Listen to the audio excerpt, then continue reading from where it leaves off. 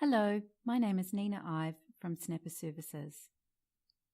Today I'm going to share our experience with extending a traditional card-based ticketing scheme to a new generation account-based model. I'll explain how we are doing this at a fraction of the cost of other account-based systems without investing in any new equipment and in a short amount of time. If you also have a card-based scheme, then this may also be possible for you. For those of you who don't know Snapper, we are based in Wellington, New Zealand, and for the last 10 years we have provided the fare collection service for New Zealand Bus. Over the coming months we will also be extending further across the region to provide Greater Wellington Regional Council with ticketing as a service. You can see here from our graphic an overview of the size and scope of our scheme. We have issued around 700,000 Snapper cards, and while they are used primarily on bus, we have also worked hard to extend the functionality of the card to integrate with taxis, on-street parking and the cable car. Our service channels originally started with a retail network, and we have also extended these over time to include kiosks, online and mobile. So just looking at those customer channels in a bit more detail, we define a channel as any place that a customer can go to purchase transit products and to top up their card. Our retail channel is fairly traditional. We have around 200 locations where customers can purchase a card and load products or purse onto that card. Our online channel might have a slightly different flavour to some of your own implementations. We developed online with a philosophy of providing real-time information and instant gratification for the customer. This means that you can only top up online if you purchase a Snapper feeder, which is a USB dongle. If you attach your card to it, it instantly transfers the top-up or product from your computer to your card using NFC technology. Our kiosks are placed in high-traffic semi-attended locations, such as the university and the train station. Customers can view their balance or top up and collect tokens, such as refunds. Finally, our mobile application was developed in 2012. Building on that philosophy of providing the customer with real-time access to information, we use NFC again to allow the customer to check their balance and to top up instantly by holding their smart card to the back of an Android phone. So while Android users are happy about this, it unfortunately rules out iPhone users because Apple has not opened up their NFC chip in their phones for third parties to access. If we now look at the distribution of customers using these channels, it is really interesting to see how this mix has changed over the last 5 years. If you look at the retail channel on the left, the dark green bar represents all the customers who were using retail to purchase transit products and top up their cards in 2012. You can see that retail dominated all the other channels at 96%, with a couple of percent each using online and kiosks. If you fast forward now to 2017, which is the light blue bar, retail has dropped to represent 60% of customer transactions, yet mobile has now grown to 22% and kiosks not far behind that at 15%. What this picture tells us is that the customer's preference is to self-serve. They want to top up and purchase tickets in the most convenient way possible to them, and that is trending away from visiting a retailer as long as other options are made available. So even though we have extended the use of the card to access additional services, and we have seen the shift in customer behaviour to take up these services, we still get feedback that there is room for improvement. We use Net Promoter Score to give us continuous stream of customer feedback, and these are the types of comments that we see every day. Topping up is inconvenient. I can't top up online without a USB dongle thingy, and it's great that you have an Android app, but what about my iPhone?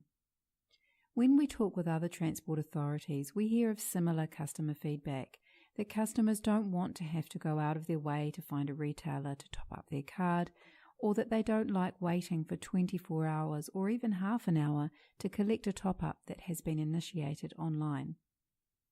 The source of these challenges is that the card-based infrastructure is complex and relies on the card to be the masterpiece of data. The alternative is an account-based model. If all the fare logic is moved off the equipment and into the back office, customers are no longer constrained by the need to hold information directly on the card, and it makes issuing new technology and services a lot easier for the public transport authority or operator. So with that in mind, we turned our attention to other cities who have implemented account-based models. Not only are they able to solve the top-up problem, but they also gain a raft of other advantages at the same time, such as the ability to be more flexible with fare policy and easily integrate new technologies such as Apple Pay or other transport modes such as bike share. Ventra in Chicago is a great example of this. You may have seen the recent announcement that their Ventra app has had 2 million downloads and that it provides over a third of their customer base with a one-stop shopping experience to pay for rides on multiple transit systems. Customers can load money from their account to their fare card, or they can purchase a mobile ticket and store it in their phone, for example. The Chicago Transit Authority claim it has made transit easier to pay for and more convenient to use. So while Ventra has achieved the goal that would certainly solve the majority of our customer problems, we note that it didn't come without a complete system replacement back in 2011. It took years to deploy and tens of millions of dollars of investment.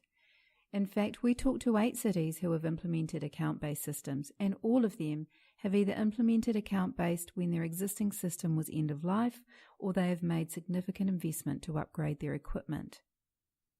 We have already invested millions in our own card-based system, and it isn't yet end of life.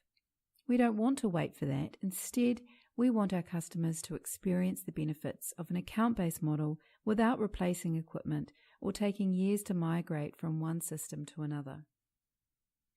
So how are we doing this? Going back to our customer preferences, we have evolved our service into a new digital channel.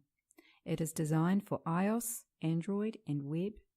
It supports multiple payment options for customers to choose how they wish to pay. It is built with an account-based architecture at its core, and it is deployed in the cloud. The whole idea with this new digital channel is to leverage the existing card-based infrastructure. The customer continues to use the smart card and all the existing equipment exactly as they are used to doing. The key difference is that they will be charged after they've travelled, rather than preloading money beforehand. The existing security processes are used to authorise the card.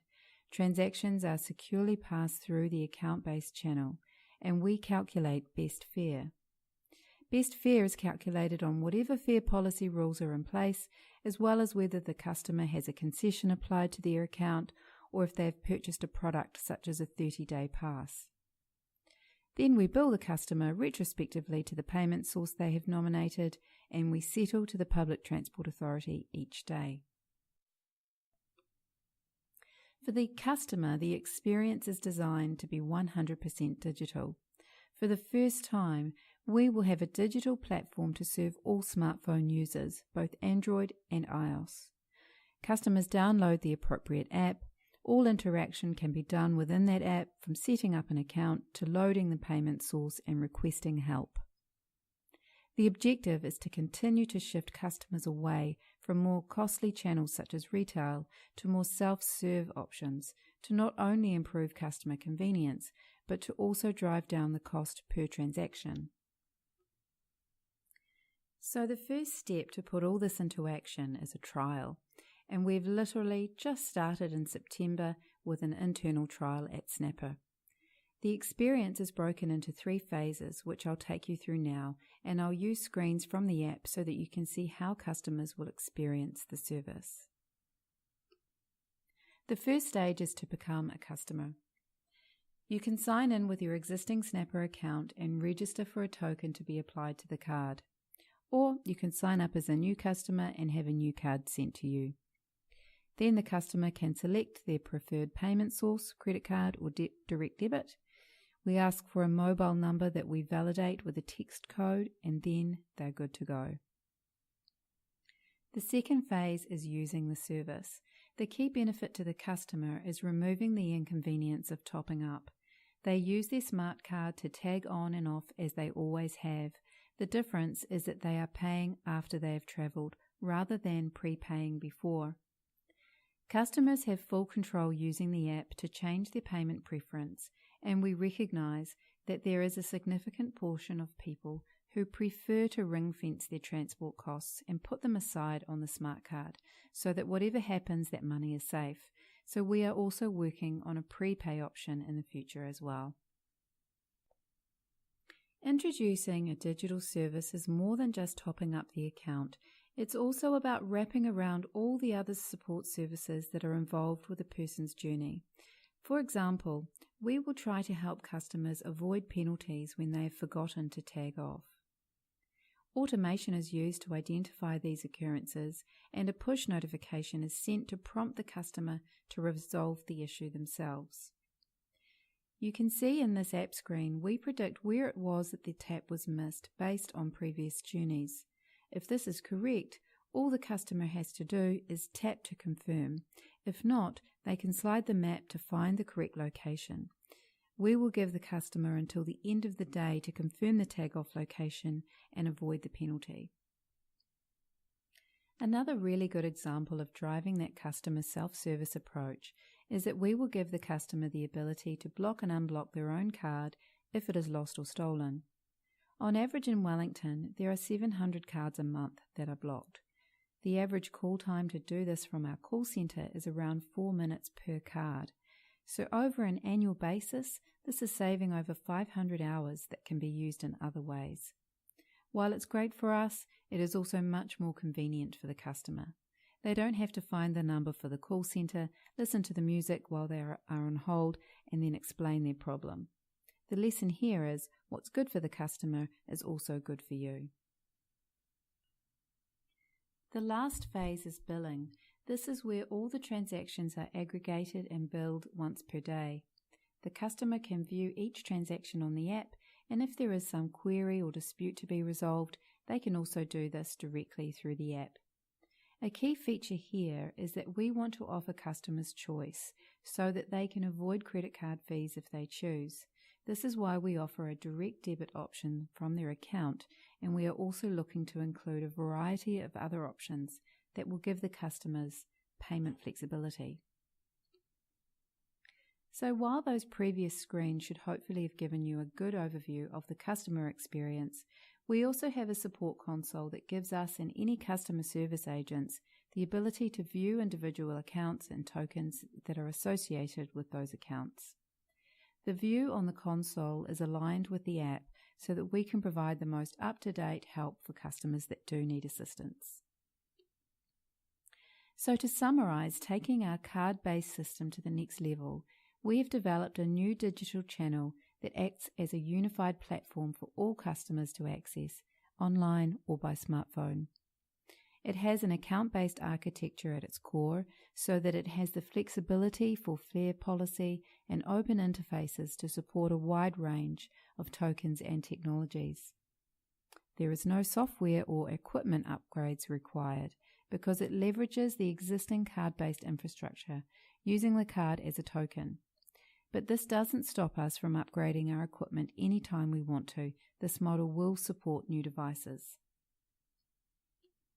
So the next steps for our trial is to open it up to more people, and we hope to do that quite rapidly in the coming months.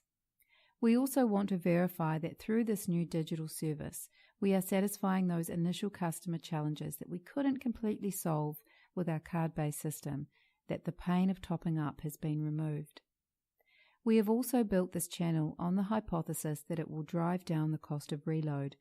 To validate this, we will start to compare costs as a direct impact of customers using this service. For example, is the call centre receiving less calls on blocking cards or people complaining about penalty fares? Longer term, we also intend to continue digitising and automating services to continually make improvements and help that shift over to a digital channel. If you have any questions or would like to follow the progress of our trial, please drop us a line on the emails listed here or sign up to our newsletter for updates. Either way, we're happy for any feedback. Thank you.